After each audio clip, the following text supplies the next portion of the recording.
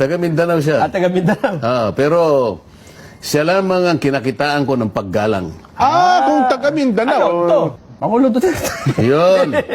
Si Pangulo Duterte. Bakit ka mo? Oo. Nakita mo ba sa bawat tanong sa kanya? Okay. Sir, kanya. Oo nga.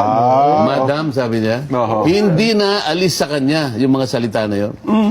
Kahit na buwisit na siya. Kahit na pwede niya nang balibagin ng microphone yung isa. Pero sinasabi pa rin niya, Oho. Sir, Pasensya na po kayo, Your Honor. Oho. Tapos nung kamuntik nang magbalibag, alam mo ginawa niya? Pasensya na po kayo. Ayun nga. Diyan mo makikita Oho. kung ano ang pagkatao ng dating Pangulo. Kaya kung ang pinag-uusapan natin, mga katangian, kaugalian na nakita natin mismo, Oho.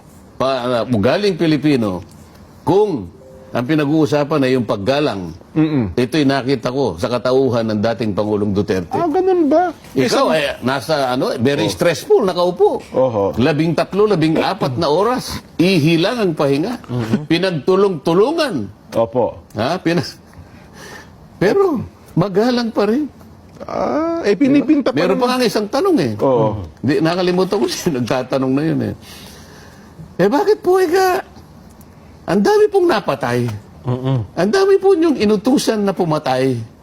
Ang dami po nakalista na talaga pong napatay. Bakit po? Ba't wala man po kahit isa na kaso na naipailaban po sa inyo, Mr. President? Ayun na nga. Alam mo yung sagot niya? Oho. Nakaganon pa yung kamay niya. Oho. Ewan ko po sa inyo, sir. Kayo po dapat sumagot ng tanong niyo. Oho. Isip-isipin mo yung napaka-impertinenting tanong na yun. Oho.